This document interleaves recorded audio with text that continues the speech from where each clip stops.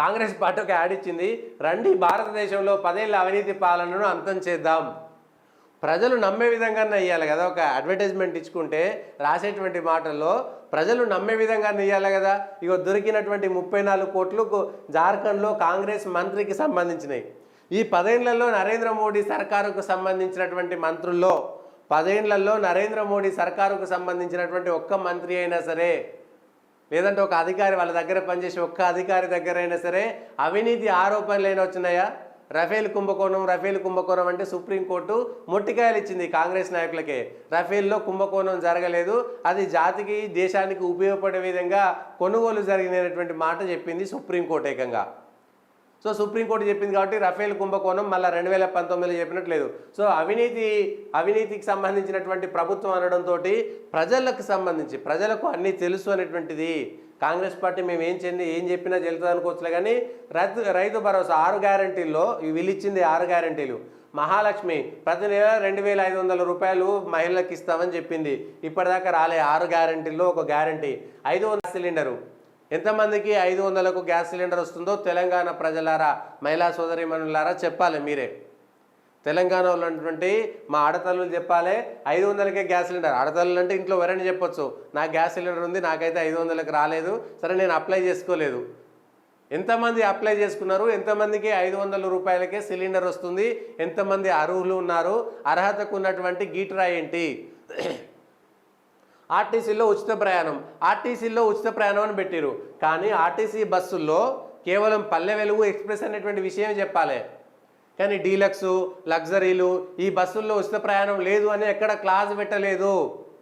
అంటే తెలంగాణలో ఉండేటువంటి మహిళలు ఉచితంగా పల్లె వెలుగు వాళ్ళ స్థాయి ఎక్స్ప్రెస్ వరకే, మీకు లగ్జరీ బస్సుల్లో మీరు అంతకంటే ఎక్కువ బస్సుల్లో తిరిగేటువంటి అర్హత మీకు లేదని మహిళలను కించపరిచినట్ట. ఈ విషయాలు కూడా చెప్పాలి మహిళలకు. సరే అదొకటి నడుస్తుంది. రైతు భరోసా ప్రతి ఏటా రైతులకు, కౌలు రైతులకు ఎకరానికి 15,000 రూపాయలు. ఎకరానికి 15,000 రూపాయల కౌలు రైతుల్లో ఇగో నిన్న ఇయ్యాల మళ్ళీ 5 ఎకరాల లోపు ఉండేటోళ్లకు, ఎకరం లోపు ఉండేటోళ్లకు మళ్ళీ 2,000 కోట్ల రూపాయల అప్పు తీసుకుంటే కానీ ఇది ఇవ్వలేదు. అందులో కౌలు రైతులకు కూడా 15,000 అన్నారు. ఇప్పటిదాకా ఎవడు కౌలు రైతు, ఎవరు కాదు, కౌలు రైతుకు ఉన్నటువంటి విధి విధానాలు ఏంటి?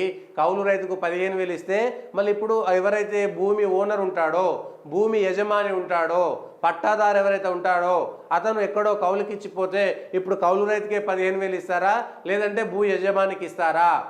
ఆ కౌలు రైతుకు 15,000 ఇస్తే భూ యజమాని ఊరుకుంటాడా? తన భూమి పైన కౌలు చేస్తున్నటువంటి కౌలు రైతుకు 15,000 వస్తే ఆ భూ యజమాని ఊరుకుంటాడా? దీనికి సంబంధించినటువంటి విధి విధానాలు 4 నెలలైనా ఇప్పటిదాకా విడుదల చేయలేదు.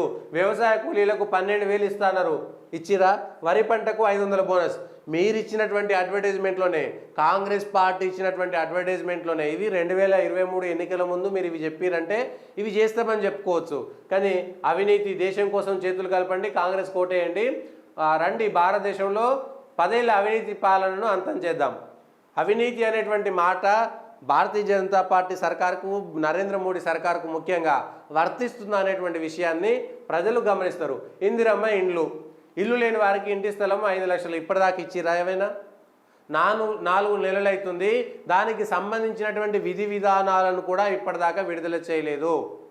ఇల్లు లేని వారికి ఇంటి స్థలము 5 లక్షలు, మరి ఆల్రెడీ స్థలం ఉన్న వాళ్ళకి కేవలం 5 లక్షలు ఇస్తారు. అంటే స్థలం లేని వాళ్ళకు మళ్ళీ ఇంటి స్థలము ఎక్కువ, 5 లక్షలు ఎక్కువ. స్థలం ఉన్న వాళ్ళకి మండదు. అరే వాడికి స్థలం లేని వాడికి ఇంటి స్థలము ఫ్రీగా వచ్చింది, 5 లక్షలు ఫ్రీగా వచ్చినాయి, మాకేమో జాగ ఉన్నందుకు కేవలం 5 లక్షలేనా? వాడికి ఆ ఇంటి జాగ ఎందుకు ఎక్కువ ఇస్తారు, మాకెందుకు ఇయ్యరు? ఇప్పుడు ఊర్లలో కొట్లాటలు మొదలవుతాయి. లేదు ఇంటి జాగా ఉన్న వాళ్ళకి 5 లక్షలు ఇస్తామంటే వాడికి జాగ ఉంది, జాగ ఉన్నోనికి మళ్ళీ 5 లక్షలు ఇచ్చిరు, మాకేం లేని వాళ్ళకి ఏమి ఇయ్యరా అనేటువంటిది ఒక కొట్లాట మొదలవుతుంది. మరి డబుల్ బెడ్రూమ్ల ఇండ్లు గతి ఏమిటి?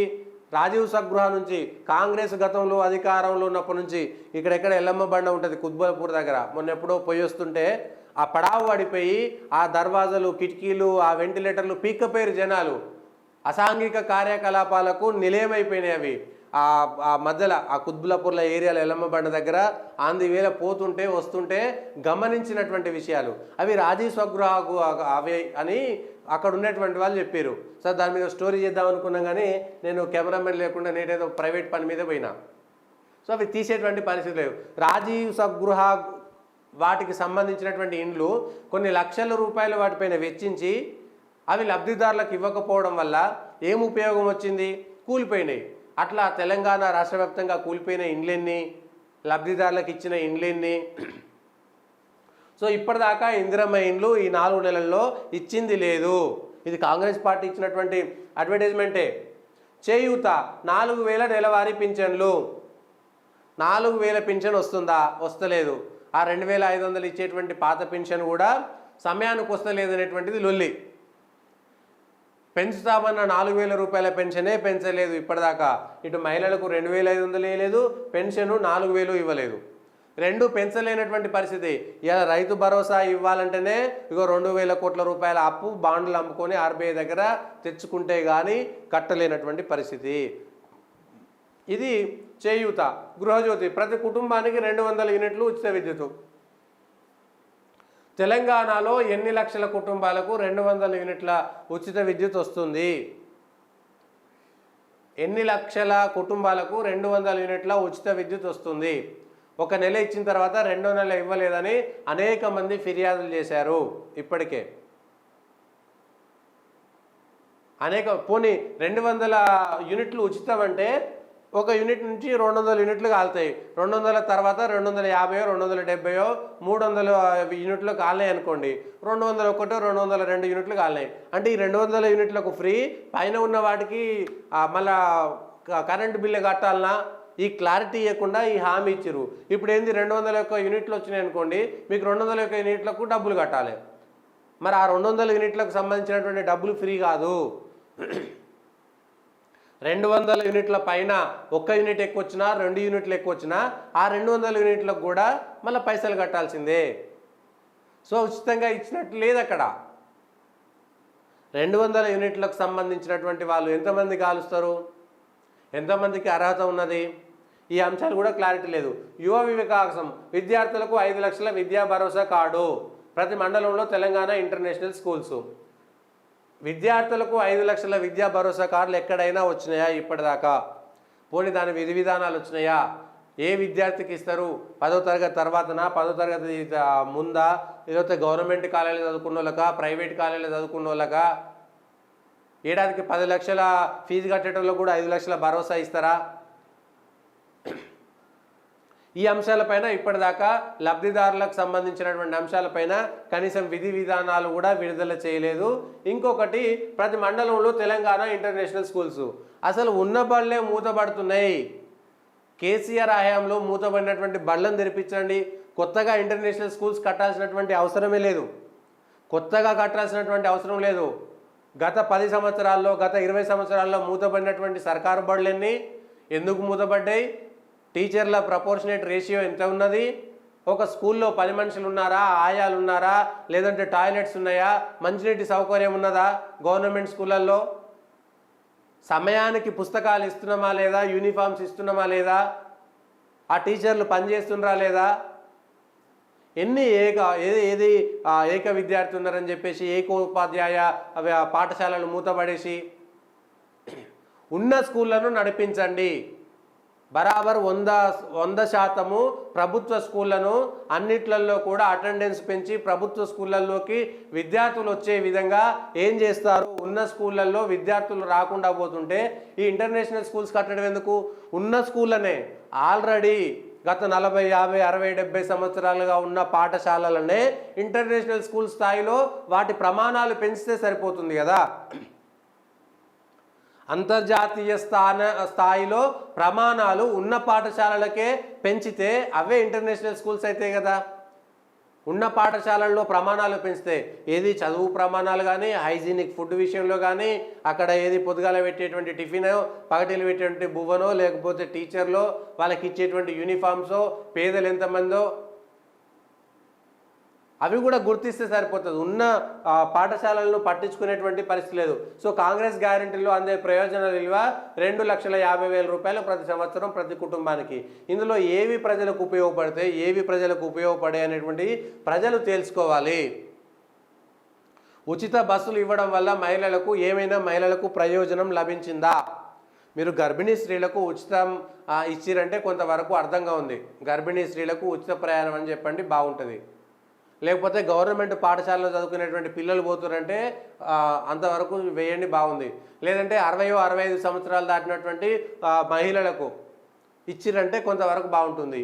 లేదు 90% అంగవైకల్యం ఉన్నటువంటి వాళ్ళకు పూర్తి స్థాయి ఉచితం అనేటువంటి విషయాన్ని చెప్పండి. అంటే ప్రజలకు మంచి ఉపయోగం ఉంటుంది. కానీ ఎట్లా పడితే అట్లా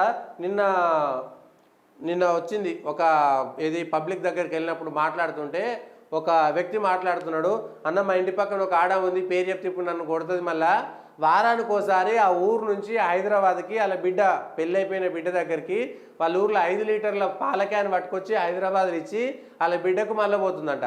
అంటే 5 లీటర్ల పాల క్యాన్ తీసుకొచ్చి ఇక్కడ ఇచ్చి 5 లీటర్లకు సరిపోయేటివన్నీ ఇక్కడ ఇచ్చి అక్కడ పోతున్నది. ఏది ఉపయోగము? అది ఉపయోగమా? ప్రజలకు అట్లాంటివి కొన్ని కోకొల్లలైనటువంటి ఉదాహరణలు ఉన్నాయి. మిస్యూజ్ జరుగుతున్నాయి. సరే, ఇది అవినీతి పాలన దేశంలో నరేంద్ర మోడీది అవినీతి పాలన అని కాంగ్రెస్ ఒక మాట చెప్పింది. ఇగో ఈ 6 భరోసాలకు సంబంధించి 6 గ్యారంటీలకు సంబంధించినటువంటి దాంట్లో ఏది మంచి జరిగింది, ఏది చెడు జరిగింది అనేటువంటి దానిపైన ప్రజలు, నేను చెప్తే నేనేదో కాంగ్రెస్ మీద వ్యతిరేకతనో బీజేపీ మీద వ్యతిరేకతనో టీఆర్ఎస్ మీద వ్యతిరేకత చెప్తే ప్రజలు నమ్మాల్సినటువంటి అవసరం లేదు. కానీ దీంట్లో జరిగినటువంటి మంచిని మంచిగా చూద్దాం, చెడును చెడుగా చూద్దాము. ప్రజలు నిర్ణేతలు. చివరగా ఓట్లకు సంబంధించినటువంటి ప్రజలు నిర్ణేతలు. ప్రజాస్వామ్యంలో వాళ్ళే అంతిమ నిర్ణేతలు. ఎవరికి మంచి జరిగింది చెడు జరిగింది ఏంటి అనేటువంటి అంశం పైన క్లియర్గా చాలా క్లియర్ కట్గా చెప్పారు.